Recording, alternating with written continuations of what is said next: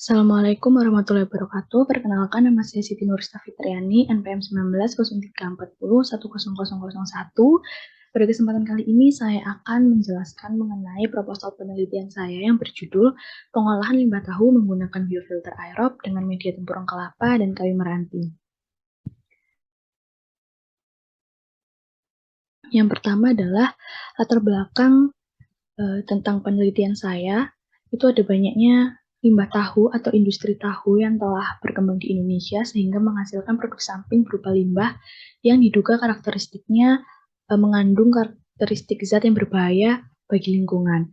Limbah yang dihasilkan oleh industri tahu itu berasal dari proses pencucian, perebusan, pengepresan, dan pencetakan pada saat proses pembuatan tahu itu sendiri. Lalu untuk kandungan limbah tahu ini memiliki kandungan protein sebesar 40-60%, karbohidrat sebesar 25-50%, dan lemak sebesar 8-12%. Parameter limbah yang dihasilkan oleh industri tahu ini mengandung BOD, COD, TSS, dan amonia, sehingga diperlukan pengolahan lebih lanjut sebelum limbah tersebut dibuang ke lingkungan agar tidak membahayakan lingkungan. Selanjutnya, ada beberapa pengolahan yang dapat kita lakukan untuk mengolah limbah cair, khususnya limbah cair tahu, yaitu ada pengolahan fisika, pengolahan kimia, dan pengolahan biologi. Karena limbah tahu ini mengandung beberapa zat organik, maka pengolahan yang cocok adalah pengolahan biologi. Selanjutnya, pengolahan biologi yang saya gunakan adalah biofilter aerob. Biofilter aerob ini sangat dekat kaitannya dengan media yang digunakan, karena media yang digunakan akan sangat mempengaruhi efektivitas nantinya dari pengolahan di biofilter aerob ini. Media yang saya gunakan pada penelitian kali ini adalah tempurung kelapa, kayu meranti, dan bioring.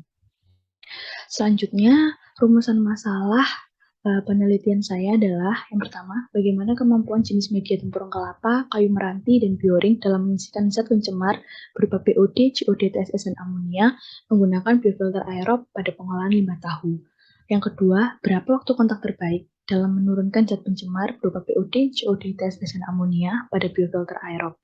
Lalu tujuan dari penelitian saya adalah yang pertama, mengetahui kemampuan media tempurung kelapa, kayu meranti, dan bioring dalam mengisikan zat pencemar seperti BOD, COD, TSS, dan amonia menggunakan biofilter aerob pada pengolahan limbah tahu.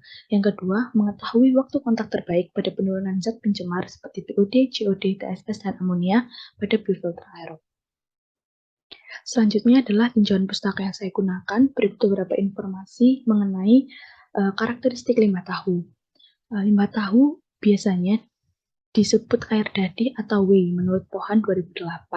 Lalu karakteristik yang dimiliki limbah cair tahu ini mengandung bahan organik yang tinggi, memiliki derajat keasaman yang rendah, dan suhu limbah cair tahu yang tinggi melebihi suhu dari air bakunya, yaitu bisa sampai 40 derajat Celcius sampai 46 derajat Celcius. Tingginya zat organik pada limbah tahu dapat menyebabkan pesatnya pertumbuhan mikroba dalam air. Hal tersebut akan mengakibatkan menurunnya kadar oksigen dalam air. Sedangkan tingginya suhu pada limbah cair akan mempengaruhi lingkungan perairan yang selanjutnya akan berpengaruh terhadap kehidupan biologis.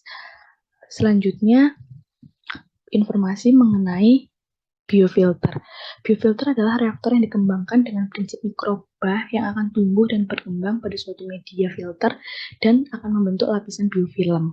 Penggunaan reaktor biofilter ini memiliki beberapa keuntungan yang dihasilkan, seperti pengoperasiannya mudah, tidak diperlukan sirkulasi lumpur yang dihasilkan relatif kecil, sekitar 10-30% dari BOD yang dihilangkan, dapat digunakan untuk pengolahan air limbah dengan konsentrasi rendah maupun tinggi.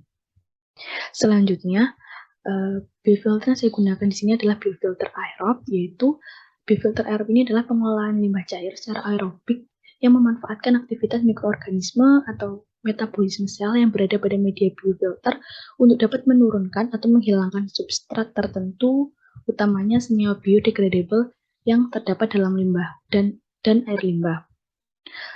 Proses yang terjadi atau proses kimia yang terjadi pada biofilter itu, senyawa organik ditambahkan dengan O2 dengan bantuan mikroba aerob akan menghasilkan CO2 plus H2O plus sel baru plus energi untuk sel plus produk akhir lainnya. Selanjutnya, informasi mengenai media. Media biofilter merupakan bagian terpenting dari biofilter. Oleh karena itu, pemilihan media juga perlu diperhatikan. Berikut adalah karakteristik media yang bagus dan efektif untuk pengolahan biofilter aerob. Yang pertama, media harus luas permukaannya besar, fraksi volume rongga tinggi, tahan terhadap penyumbatan, memiliki bahan inert, ringan, dan pemeliharaannya mudah. Di sini saya menggunakan beberapa media. Yang pertama ada media Bioring, karena media Bioring ini memiliki banyak pori pada medianya sehingga membuat media Bioring ini memiliki luas permukaan yang tinggi. Selanjutnya media tempurung. Saya mengambil media tempurung karena media tempurung ini memiliki struktur pecahan tempurung yang tidak beraturan. Hal ini diharapkan dapat digunakan sebagai media melekatnya mikroorganisme pada reaktor. Selanjutnya saya menggunakan media kayu meranti. Serpian kayu meranti ini memiliki kemampuan yang sebanding dengan media komersial Kaltness dalam hal mendukung pertumbuhan bakteri untuk menyediakan biologis denitrifikasi. Maka dari itu diharapkan ketika media ini mampu menjadi tempat melekatnya bakteri dan dapat mengurangi polutan atau zat pencemar pada air limbah tahu. Selanjutnya ada informasi mengenai faktor-faktor yang mempengaruhi biofilter aerob. Yang pertama adalah pH, temperatur, waktu tinggal hidrolis, nutrien, dan oksigen. Selanjutnya, pada proses biofilter aerob terdapat pretreatment, yaitu kita harus melakukan seeding dan aklimatisasi terlebih dahulu. Proses seeding ini dilakukan secara alami dengan memberikan bibit organisme dari limbah sampai terbentuk lapisan biofilm pada media biofilternya untuk didapatkan hasil sampai terjadi pada keadaan steady state pada kondisi air limbah, sehingga kondisi seeding ini adalah kita mengembangbiakkan bakteri di sebuah media itu tersebut. Lalu setelah dilakukan seeding, dilakukan aklimatisasi. Aklimatisasi ini merupakan suatu upaya penyesuaian fisiologis atau adaptasi dari suatu organisme terhadap suatu lingkungan baru yang akan dimasukinya. Nah, maksud dari aklimatisasi ini sendiri adalah kita membuat kondisi di mana bakteri atau mikroba yang telah tumbuh di air limbah itu dapat beradaptasi dengan baik. Selanjutnya adalah kerangka penelitian yang saya buat. Yang pertama ada ide penelitian. Ide penelitian ini berawal dari adanya limbah cair tahu yang menghasilkan karakteristik beberapa parameter berbahaya pada lingkungan sehingga diperlukan pengolahan.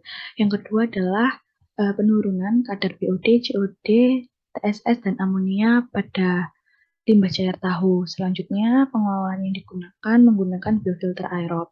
Selanjutnya, saya melakukan studi literatur dan mendapatkan judul pengolahan limbah cair tahu dengan biofilter aerob menggunakan perbandingan media tempurung kelapa, kayu meranti, dan bioring.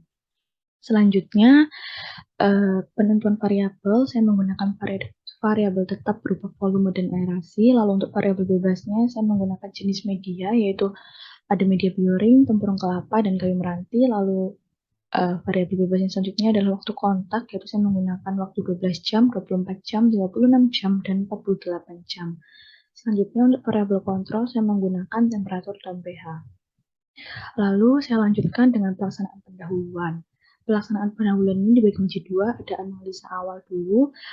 Saya menganalisa limbah cair tahu berupa kandungan BOD, COD, TSS, dan amonianya. Selanjutnya, saya melakukan proses seeding dan proses aklimatisasi. Setelah dua pelaksanaan pendahuluan telah selesai, saya melaksanakan penelitian dengan persiapan alat dan bahan, lalu analisa awal. Persiapan alat dan bahan ini seperti menyiapkan limbah cair tahu dan reaktor biofilter aerobnya. Selanjutnya, analisa awalnya melakukan perbandingan efisiensi jenis media dan waktu kontak. Lalu, setelah dilakukan penelitian, dilakukan analisa pengumpulan data berupa POD, COD, TSS, dan amonia, lalu didapatkan hasil dan pembahasan, lalu dibuatlah kesimpulan dan saran. Berikut ini adalah alat dan bahan yang saya butuhkan. Alatnya ada reaktor biofilter dari bahan kaca, lalu aerator, bak penampung limbah, bak efluen, keran, selang, pompa air, pH meter, termometer, jerigen, ember, dan pipa.